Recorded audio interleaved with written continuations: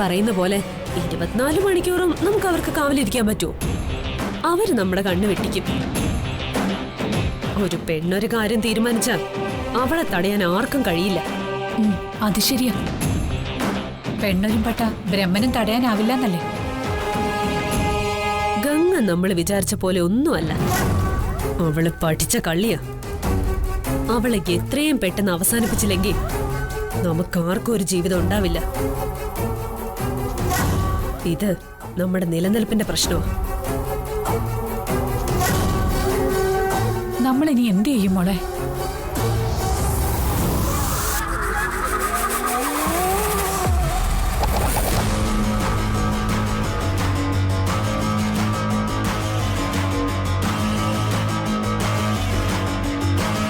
അവളെ അവസാനിപ്പിക്കാൻ എന്താ ചെയ്യേണ്ടതെന്ന് എനിക്കറിയാം.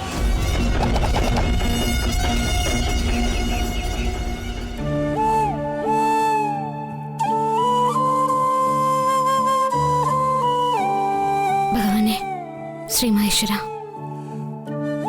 മഹേട്ടനും മാളുവിനും ആപത്തൊന്നും വരുത്തരുതേ. സമയദോഷങ്ങളും ജാതകദോഷങ്ങളും എല്ലാം മാറി സന്തോഷത്തോടെ ജീവിക്കാൻ സാധിക്കണേ. മഹേട്ടൻ ആഗ്രഹിക്കുന്ന പോലെ നല്ലൊരു ഭാര്യയാവാൻ എനിക്ക് സാധിക്കണേ.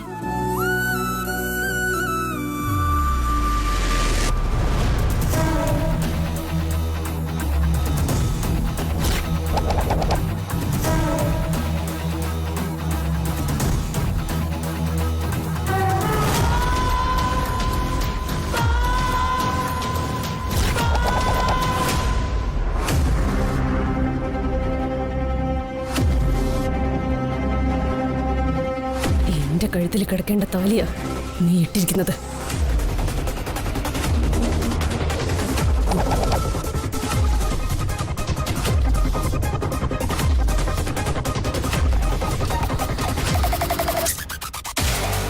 എനിക്കും മഹേട്ടനും മാത്രം നല്ലത് വരുത്തണേ ഈശ്വര. എന്റെ ശത്രുക്കളെല്ലാം നശിച്ചു പോണേ. അവർക്കാർക്ക് ഒരു കാലത്ത് നല്ലത് വരുത്തല്ലേ ഭഗവാനെ. രക്ഷിക്കണേ, കാത്തോളണേ.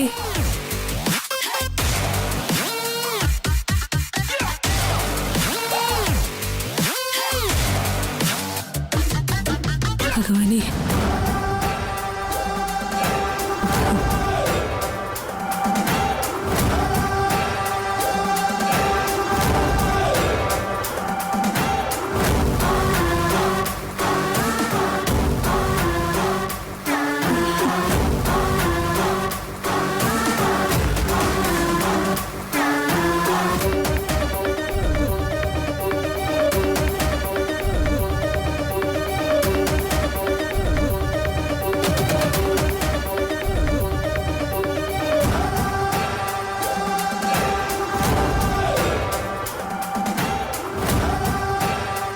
എന്താടി തനിയെ നിന്ന് ചിരിക്കുന്നു? നിനക്കെന്തെങ്കിലും കുഴപ്പം പറ്റിയോ? എനിക്കൊന്നും പറ്റിയില്ല. ദോ, ഒരു കുലസ്ത്രീ നിന്ന് പ്രാർത്ഥിച്ച് താലിയില് കുങ്കുമം തൊട്ട് തൊഴുതെന്ന് കണ്ടില്ലേ? ആ സ്ഥാനത്ത് ഞാൻ എന്നെ ഒന്ന് സങ്കല്പിച്ച് നോക്കിയതാ. സംഗതി നല്ല രസമുണ്ട്. നീ വെറുതെ ഇതൊക്കെ ഓർത്തോണ്ട് നിന്നിട്ട് എന്താ കാര്യം? അവളുടെ കഴുത്തി കിടക്കുന്നതേ മഹി കെട്ടിയ താലിയാ. അത് നിന്റെ കഴുത്തിൽ വീഴാനുള്ള വഴി നോക്ക്. അതിനെക്കുറിച്ച് തന്നെ അമ്മ ഞാൻ ആലോചിച്ചോണ്ട് നിന്നത്. അവളുടെ കഴുത്തിലെ ആ താലിമാല ഞാൻ പൊട്ടിച്ചെടുക്കും. എന്നിട്ട് അവളുടെ കഴുത്തിലേക്ക് ഒരു കയറ് ഞാൻ ഇട്ടുകൊടുക്കും. അതിലൊടുങ്ങണം ഗംഗയുടെ ഈ ജന്മം.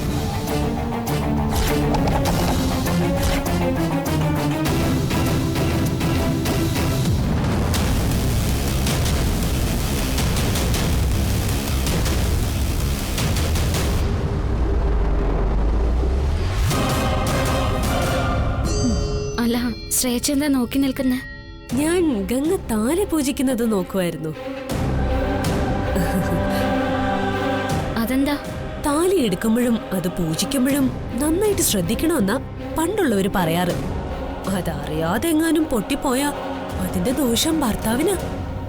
ഒരുപക്ഷെ ഭാര്യയും ഭർത്താവും തമ്മിൽ വേർപിരിയാൻ വരെ സാധ്യതയുണ്ടെന്നാണ് വിശ്വാസം. നീ ശ്രദ്ധിച്ചില്ലെങ്കിൽ മഹേട്ടനും നീയും തമ്മിൽ വേർപിരിയേണ്ടി വന്നാലോ എന്ന് ഓർത്ത് പറഞ്ഞു പോയതാ. അതൊന്നോർത്ത് ശ്രേയച്ച് പേടിക്കണ്ട. ഞാൻ എന്റെ താലി വളരെ നന്നായിട്ട് സൂക്ഷിക്കുന്നുണ്ട്. അത് പൊട്ടിയൊന്നും പോവാതെ ഞാൻ സൂക്ഷിച്ചോളാം. മഹേട്ടനും ഞാനും തമ്മില് അങ്ങനെയൊന്നും പിരിയില്ല ശ്രേയച്ചി.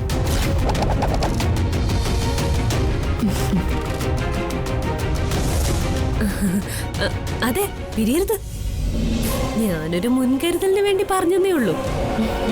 ഗംഗ അതെല്ലാം ശ്രദ്ധിക്കുമെന്നും സൂക്ഷിക്കുമെന്നൊക്കെ എനിക്കറിയാം.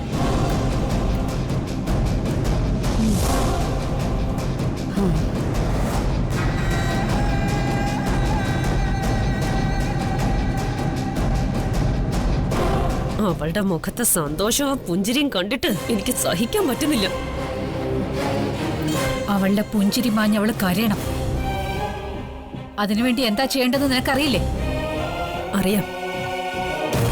ആ നകുലിനെ കൊണ്ട് ഇനി പ്രയോജനമൊന്നുമില്ല. അവൻ തീർന്നു. അവന്റെ ബോസ് ഇപ്പൊ അവനെ കൊന്നിട്ടുണ്ടാവും. നമുക്കിനി പുതിയ വഴികൾ തേടണം. പല പ്ലാനുകളും മനസ്സിലുണ്ട്. അങ്ങനെ പല പ്ലാനിന്റെ ആവശ്യമൊന്നുമില്ല. ഒറ്റ പ്ലാൻ മതി. അതില് തീരണവള്. ഒരിക്കലും തിരിച്ചു വരാനാവാത്ത രീതിയിൽ ഗംഗ അവസാനിക്കണം.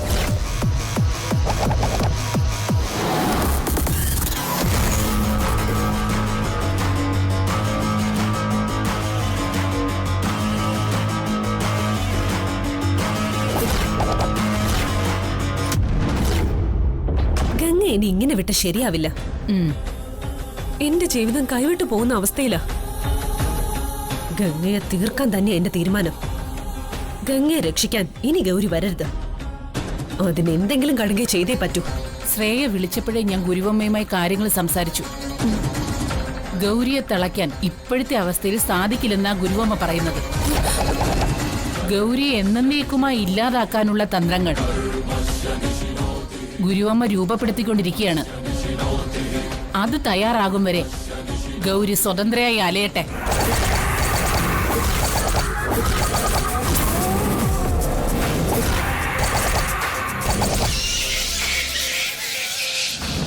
അതുവരെ കാത്തിരിക്കാൻ എനിക്ക് സാധിക്കില്ല.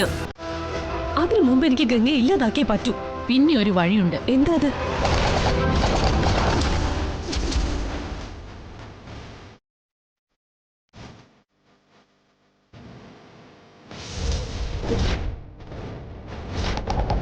ശ്രേയയ്ക്ക് പറയുന്നത് മനസ്സിലായോ? ഇത് മതി. ഗംഗയെ അവസാനിപ്പിക്കാൻ ഇത് മതി.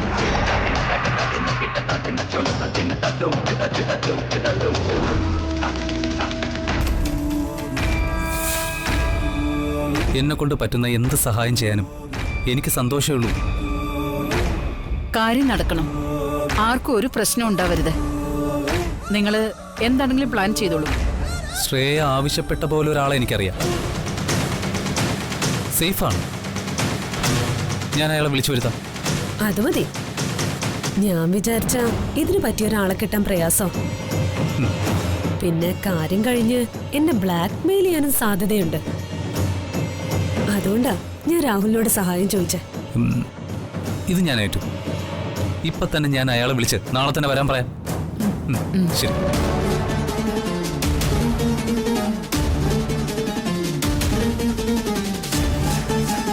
ഇത്രയും അപകടം പിടിച്ച ഒരു കാര്യം പ്ലാൻ ചെയ്യുമ്പോൾ ഇതിൽ ഗൗരി ഇടപെടാൻ സാധ്യതയുണ്ട്. അവള് നമ്മുടെ പ്ലാൻ തകർക്കും. അത് സൂക്ഷിക്കണം.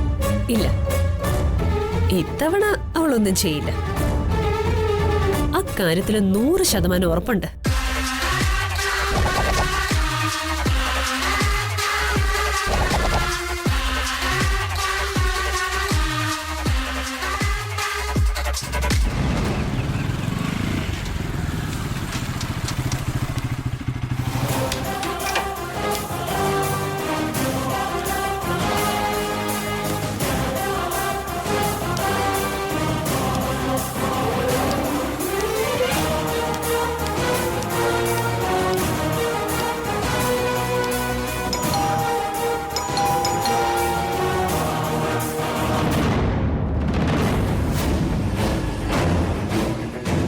ആ, എത്തിയോ? ആ, നമ്മള് ഷാർപ്പ് ടൈമാണ് സാറേ. ആ, വാ. ആ, പിന്നെ ഞാൻ പറഞ്ഞതെല്ലാം ഓർമ്മയുണ്ടല്ലോ? ഉണ്ട്, എല്ലാം ഓക്കെയാണ്. ആ, ഓക്കെ, വാ. പറഞ്ഞ പോലെ. ശ്രേയ, ഇതാണ് ഞാൻ പറഞ്ഞ ഇലക്ട്രീഷ്യൻ. ഇലക്ട്രിക്കൽ കംപ്ലൈന്റ് തീർക്കാൻ വന്ന ആളല്ലേ? അതെ. കംപ്ലൈന്റോ? അതൊക്കെ ഞാൻ പറയാം. വന്നോളൂ. ശരി.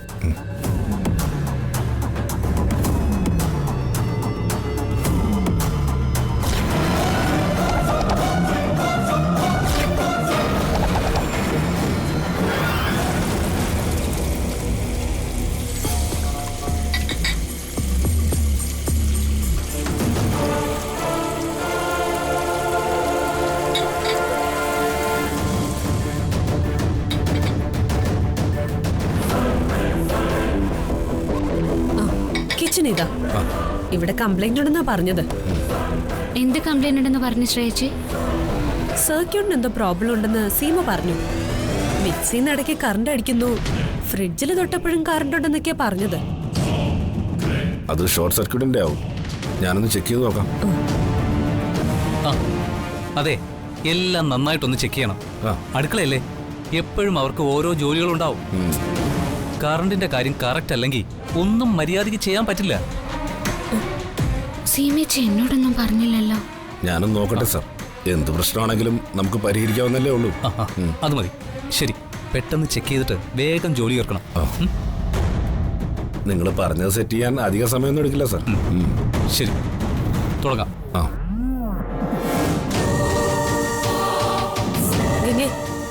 അയാള് കംപ്ലൈന്റ് എന്താന്ന് ശരിക്കും ചെക്ക് ചെയ്യട്ടെ. കുറച്ച് സമയത്തേക്ക് നീ ഒന്ന് മാറിക്കൊടുക്ക. ശരി.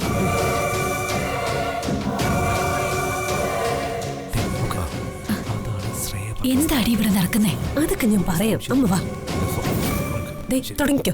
പറഞ്ഞ പോലെ. എടി, ശരിക്കും നിന്റെ പ്ലാൻ എന്താ? എന്നോടെങ്കിലും ഒന്ന് പറയ. ആ ഇലക്ട്രീഷ്യൻ ഗംഗയെ ഷോക്ക് അടിപ്പിക്കാനുള്ള എല്ലാ പരിപാടികളും റെഡിയാക്കി വെക്കും. പിന്നെ എന്താവൂന്ന് പറയണ്ടല്ലോ. പിന്നെ എന്താവൂന്ന് പറയണ്ട, ഞാൻ പറയാം. ഗംഗയെ ഷോക്ക് അടിപ്പിച്ച് കൊല്ലാൻ ശ്രമിച്ച കുറ്റത്തിന് എന്റെ പൊന്നുമോള് ഞാനും ജയിലിൽ പോയി കിടക്കും. നീ ഇത്രയ്ക്ക് മന്ദബുദ്ധിയാണോ ശ്രേയെ? ശരിക്കും ബുദ്ധിയില്ലാത്തതേ അമ്മയ്ക്ക. അങ്ങനൊരു മണ്ടത്ര ഈ ശ്രേയ കാണിക്കുമെന്ന് അമ്മയ്ക്ക് തോന്നുന്നുണ്ടോ? അവളെ ഷോക്ക് അടിപ്പിക്കാൻ തീരുമാനിച്ചപ്പോഴേ അതിന് ബലിയാടാകേണ്ട ആളെയും ഞാൻ ഉറപ്പിച്ചു കഴിഞ്ഞു. നീ അതൊന്ന് തെളിച്ചു പറ. ദേവി ആന്റി. ഗംഗ മരിക്കുന്നതിന്റെ ഉത്തരവാദിത്വം ഞാൻ ദേവി ആന്റിയുടെ തലയിൽ വെച്ചു കൊടുക്കും. അതിനുവേണ്ടിയാ രാഹുലിനെ കൂടി ഈ പരിപാടിയിൽ ഉൾപ്പെടുത്തിയത്. ഇടി പൊട്ടി, നീ അങ്ങനെ പറഞ്ഞാൽ ഉടനെ ആരാ അത് വിശ്വസിക്കുന്നേ? നാത്തോൻ അങ്ങനെ ചെയ്യുന്നതിനൊരു കാരണം വേണ്ടേ? കാരണമാണോ അമ്മ ഇല്ലാത്തത്? ദേവി ആന്റിയുടെ എതിർപ്പ് അവഗണിച്ച് മഹിയേട്ടൻ ഗംഗയെ വിവാഹം കഴിച്ചു. ആ പകയിൽ ആന്റി ഗംഗയെ കൊന്നു. നീ ആള് കൊള്ളാലോ. ഇത്രയൊക്കെ ബുദ്ധി നിനക്കുണ്ടായിരുന്നോ? പിന്നെ അമ്മ എന്താ എന്നെ കുറിച്ച് കരുതിയത്? നഷ്ടപ്പെട്ടത് പോട്ടേന്നോർത്ത് കരഞ്ഞു കൂവി ഇരിക്കുമെന്നോ? അതോ എടുത്തു ചാടി അബദ്ധം കാണിച്ച് ജയിലിൽ പോയി കിടക്കുമെന്നോ? നിന്റെ ഒരു ബുദ്ധി. ഈ ശ്രേയ ഒരു വിധിയല്ല. ഞാൻ ആഗ്രഹിച്ചത് ഈ കൈലാസത്തിലെ രാജ്ഞിയുടെ പദവിയാ. അത് ഞാൻ നേടിയെടുക്കും. അത് വേണം മോളെ. നിന്റെ ഈ ഐഡിയയിലൂടെ ഗംഗയുടെ ശല്യം മാത്രമല്ല, ദേവയാനിയുടെ ശല്യം ഒഴിഞ്ഞു കിട്ടും. ഒരു വെടിക്ക് രണ്ട് പക്ഷി.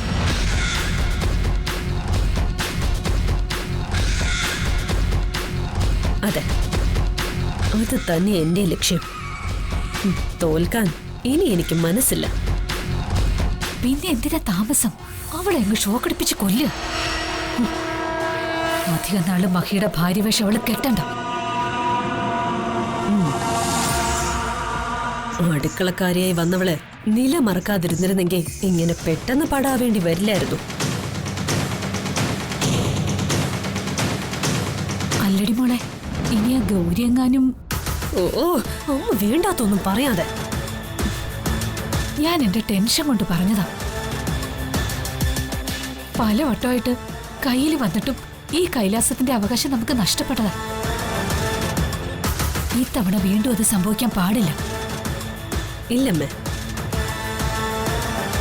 ഇന്നാ വേലക്കാരിയുടെ അവസാനമാ.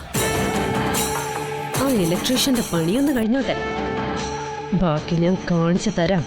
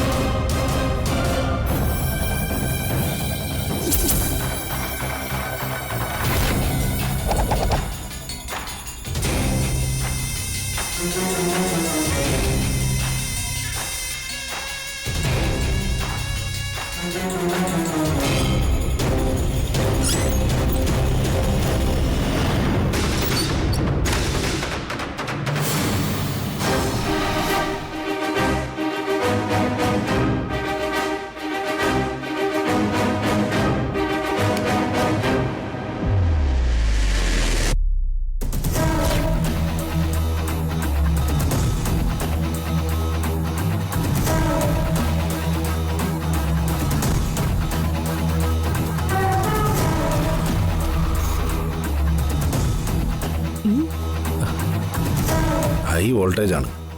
ഈ ടാപ്പിൽ തൊട്ടാ അതോടെ കാര്യം കഴിയും. ഓക്കെ, ശരി. ശ്രേയ,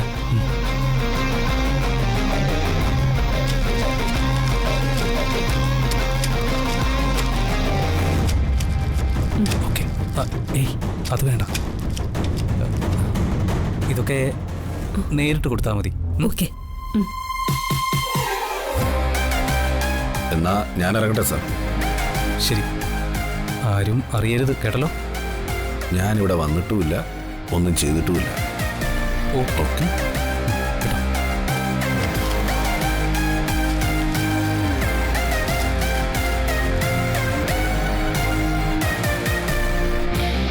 നീ തീർന്നിടിക്കങ്ങേ, നീ തീർന്നു.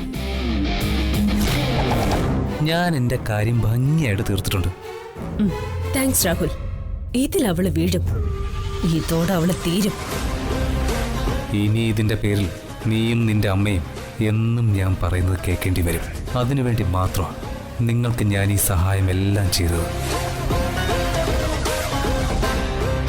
രാഹുൽ എന്താ ആലോചിക്കുന്നത്? അത് ഇനി നിങ്ങൾ എന്താന്ന് വെച്ചാൽ ചെയ്തോണം. ഇവിടെ എന്ത് സംഭവിച്ചാലും ആരും ഒന്നും അറിയില്ല.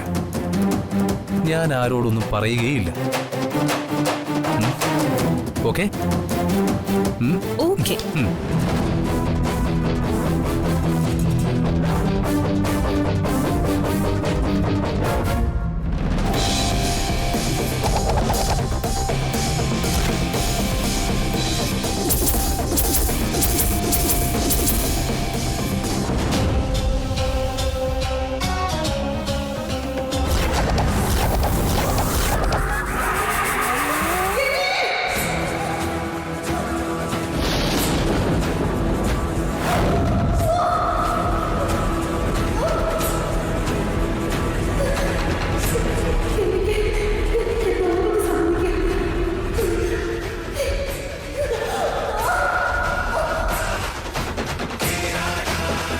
നമ്മുടെ കെണിയെല്ലാം സെറ്റായി. ഇനി നമ്മുടെ ഇരയെ കെണിയിലേക്ക് ഓടിച്ച് കയറ്റിയാ മതി. അതെ, ഒരു വേട്ടക്കാരന്റെ മനസ്സോടെ നമ്മൾ അതിനായി കാത്തിരിക്കണം. ഓ, എത്ര നാളായിട്ടുള്ള ആഗ്രഹം ആ സഫലമാകാൻ പോകുന്നേ. അവിടെ ഒന്ന് ചത്തു കിട്ടിയാ മതിയായിരുന്നു. പക്ഷേ എനിക്കൊരു പേടിയുണ്ട് മോളെ. എന്താ അമ്മേ? അവള് ചത്തു കഴിഞ്ഞാ ആ ജാനകിയമ്മ വെറുതെ ഇരിക്കോ? അതൊരു ചോദ്യാണമ്മേ. അതിനുള്ള ഉത്തരം കയ്യിലുണ്ടോ? ഇല്ല, അതപ്പ നോക്കാം. തെങ്കാശി ഗോപുരം കുനിയുന്നതിന് ഇവിടുന്നേ കുനിയണ്ടെന്നൊരു ചൊല്ലുണ്ട്. എന്തിനോ പോകാൻ നേരത്തെ കുളം അന്വേഷിക്കരുതെന്നൊരു ചൊല്ലുണ്ട്. അമ്മേ, താറയാവരുത്. കുറച്ച് ഡീസൻസി കീപ്പ് ചെയ്യാം. അതൊരു പഴഞ്ചൊല്ലല്ലേ? ശരി, അത് വിട്. ഞാൻ ചോദിച്ചതിന് നീ മറുപടി പറ.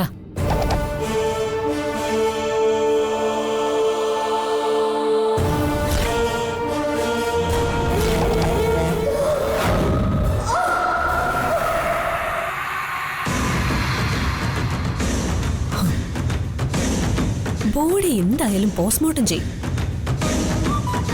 മരണകാരണം ഷോക്ക് അടിച്ചതാണെന്ന് തെളിയുകയും ചെയ്യും. അത് ഉറപ്പല്ലേ? ഇപ്പോഴും ഞാൻ ചോദിച്ചതിന് നീ ഉത്തരം പറഞ്ഞില്ല. ആ ജാനകിയമ്മയോട് നമ്മൾ എന്തുത്തരം പറയും?